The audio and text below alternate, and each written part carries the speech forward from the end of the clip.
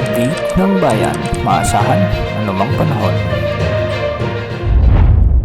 Magandang araw po sa ating lahat. Narito lang pinakuling update sa magiging lagay ng ating panahon sa araw na ito at sa mga susunod na araw. Sa kasalukuyan, patuloy na nakakaapekto ang Intertropical Convergence Zone sa may Basilan, Sulu at Tawi-Tawi na kung saan magdadala ito ng maulap na kalangitan at kalat-kalat na pagulan at thunderstorms na posibleng magdulot din ng mga biglaang pagbaha o pagguho ng lupa, lalo na kung may mga mairal ng katamtaman at minsan ay malalakas na pagulan. Samantala, sa Cagayan Valley at Cordillera Administrative Region, asahan din ang maulap na papawirin na may mga kasamang pag-ulan. Dulot ito ng northeast monsoon o amihan. Malamig na panahon ang inaasahan sa mga lugar na ito dahil sa malakas na pagbugso ng amihan, lalong-lalo na sa mga susunod na araw. Hindi rin inaalis ang banta ng mga biglang pagbaha o pagguho ng lupa kung may mga umiiral na katamtaman at malalakas na pag-ulan. Samantala, shear line naman ang nakakaapekto ngayon sa may Aurora, Quezon Province at Camarines Norte. Ito yung banggaan ng malamig at mainit na hangin na magdadala ng maulap na papawirin na may mga kalat-kalat na pagulan at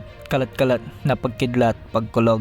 Mag-ingat pa rin po sa banta ng mga biglang pagbaha o pagguho ng lupa, lalo na kung may mga mairal na katamtaman at minsan ay malalakas na pag-ulan. Samantala, amihan din ang magdadala ng bahagyang maulap hanggang sa maulap na kalangitan na may mga isolated light rains o kalat-kalat na may hinang pag-ulan sa may Ilocos Region at sa nalalabing bahagi ng Central Luzon. Sa Metro Manila at nalalabing bahagi ng ating bansa, asahan din ang bahagyang maulap hanggang sa maulap na kalangitan na may mga isolated rain showers and thunderstorms.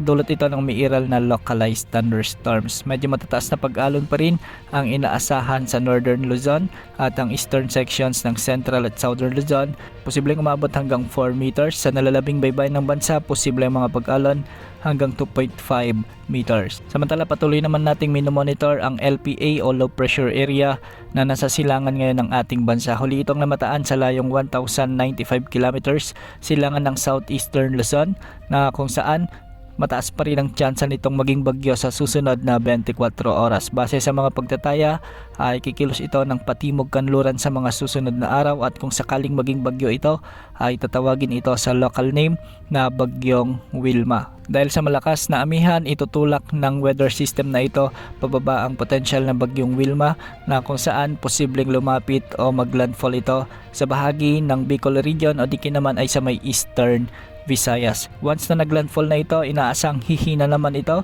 bilang isang mahinang bagyo o di naman ay LPA. Ngunit mapaminsalang mga pag-ulan pa rin ang dadalhin ng potensyal na bagyong ito sa mga lugar na ito. Ayon sa Pag-asa, posibleng umabot ang kategorya nito hanggang sa tropical storm category.